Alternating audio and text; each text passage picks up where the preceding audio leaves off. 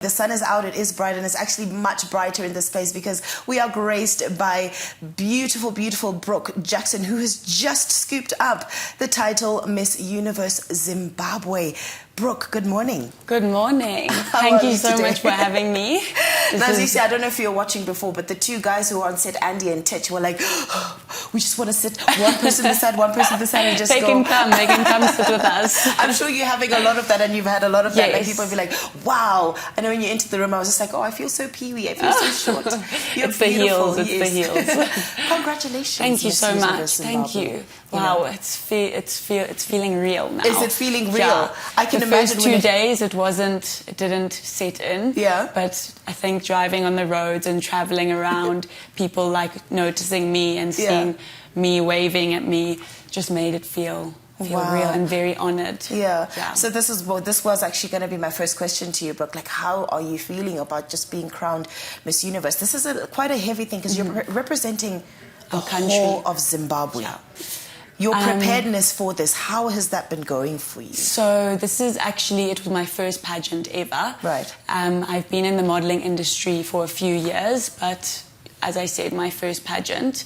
I honestly just feel very honoured and privileged to be an ambassador of our country now.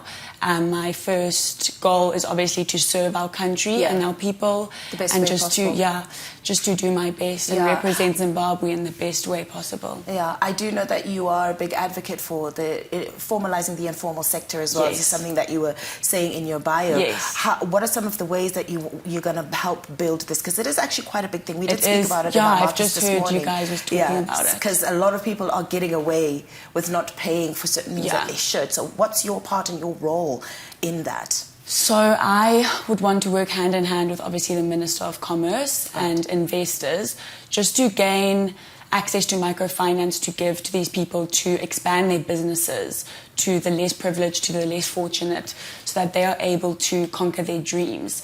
Zimbabweans are so talented. They have minds like no other. And they just need that extra leg up to do their best in life. Okay. And that's just where I want to be a helping hand. And I think you're going to do an absolutely phenomenal job. I'm going to try my best. To be really, into that whole thing. Yes. Brooke, I had a question before. Your name is Brooke, but then there's also the B-R-U-K. So it's Brooke. I know. Brooke Jackson. Brooke Jackson. Spelled differently, but pronounced the same. Is it? So is that part of your full name, or the Brooke was just given to you? Or? So first name is Brooke, and then surname is double barrel. So Brooke Jackson. Brooke Jackson is your surname. Yes. Oh, wow. I thought it was like Brooke, crazy. Brooke. I'm like, short for Brooke. I know, everybody thinks, how can you be called Brooke? Yeah. The whole time in boot camp, I was just being called Brooke, and that's now my name. That's your name. Everybody knows me as Brooke. Brooke Jackson.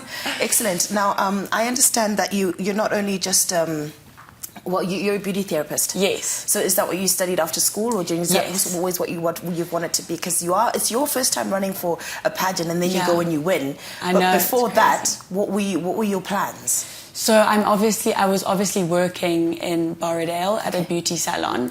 I studied beauty therapy straight after school, and I went into it because I had a passion for modeling, and I just thought that beauty therapy and modeling worked hand in hand. Just also making people feel more beautiful, empowering women to embrace who they are.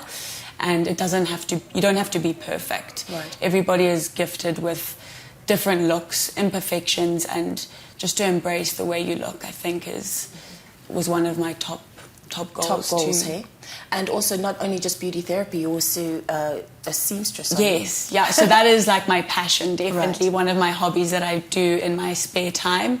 I make gowns. Oh, wow. Yeah, so like big events. I've made 3 beautiful long gowns. Did you use any of your stuff on the pageant? Yes. My green high neck one, they used it on the Miss Universe Zimbabwe page for our pictures. You must really be proud of yourself, eh? Yeah, it is a nice feeling to know that you're able to make clothes and to wear them. Like you can walk around being like, I made this. And it's not only just being able to do something like that, it's also very impactful. Yes. Because some of the stuff that you're talking about, you're 21. Yes. Okay. And there's a lot of 21-year-olds out there who probably don't even know what they want to do. Exactly. So I wanted to ask you, from your journey, when did the whole journey start? I mean, you thinking, I want to do this. Well, how has your family maybe supported you? Yeah. What has that journey been like for you? So does. I think it's definitely God's plan for me. Right.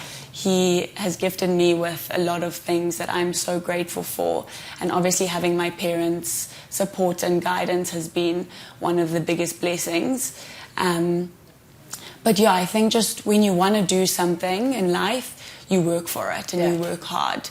So I wanted to do beauty and I worked for it. I wanted to sew and I worked for it. Right. And then I wanted to be Miss Zimbabwe and now I work for it. You worked for that. So I think everything in life, you just have to stand for it and work towards it. And just be bold, because it's really and quite be you. Be you. You have to be you in everything you do in life. Yeah. Because people can notice it if you're not you. Yeah. So and it's very good speaking of that aspect of being you, and you know, in the generations that are coming up, the youth, and you know, some maybe your friends, whatever it is, they don't have the confidence to be them. They want to be like somebody else. How have you managed to be authentic in your walk and who Brooke Jackson is? So I think social media plays a very big part in portraying fake body standards and fake people. So I think getting that in your head that those people aren't actually real. You are going to have imperfections. Nobody is born perfect. So I think putting that into my brain and knowing that that is what it is, that's what's gotten to me, gotten where I am. Okay. Yeah. Good. And you did mention that, look, this, as we did say, this is representing Zimbabwe on a larger scale where you are going. And obviously the butterflies in your stomach, just from the Miss Zimbabwe here. Now, El Salvador is where you're going next. I know. Crazy. What is this feeling like? What's your regime? How are you preparing yourself for this? So we don't have a lot of time. We have about a month until I leave. Okay. But so what are some of the things that are involved in that month for you to be equipped for El Salvador? So training on my walk, training on my etiquette, training on my speech, basically training on everything, learning about the world, what's happening around the world. I feel like Zimbabwe, we're very closed. We don't really know a lot about what's going on in the world. So now that's my duty to also learn about the world and not just learn about Zimbabwe, which will let me gain a lot of knowledge about the whole world and not just our country. And I can bring that back here and teach people what is going on in the big world. Yeah, I love what you're saying, because a lot of people associate beauty with just like, oh, she's just beautiful and looks nice and has a great body. No, but it's not about that. It's about what's in your mind, your intellectual capacity for you to also be able to speak to other nations, finding out what's happening with them, and how you also can be a drop of, you know, diamond or gorgeousness in there in terms of your mind. Yeah. So just learning.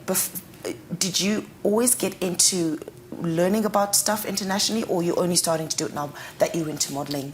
I think just watching from news and everything, you get little bits and pieces from it, but you don't actually ever focus on the big world, because you're like, this is my country, I want to focus on my nation. But now it is definitely one of my biggest duties to also learn about the world. Okay. Good. Brooke, just before we go and wrap up, I mean, I'll say again, thank you so much for gracing us this morning. Thank you for having me. But you know, there's a lot of aspiring young ladies and gentlemen also who want to get into this whole modeling world. What advice, maybe 4 points that you can give them, what advice would you give a young aspiring model, or, you know, seamstress or beauty therapist, or whichever it is? What advice would you give them in this journey for their lives? For them wanting to audition into a pageant? Or what you stood on for this. So I think one of my biggest thing is, no matter what country you come from, if you come from an African country, for example, you can enter no matter what color you are. Right. You can be from any culture, any background. Nobody should define you by your color or by the way you look or the shape of your body. So that is definitely one thing. And for the men, nobody should discriminate men and women. Right. We are together, we are one. So men should just be inspired to also have a place and to also have a stand and to also have a voice. Right.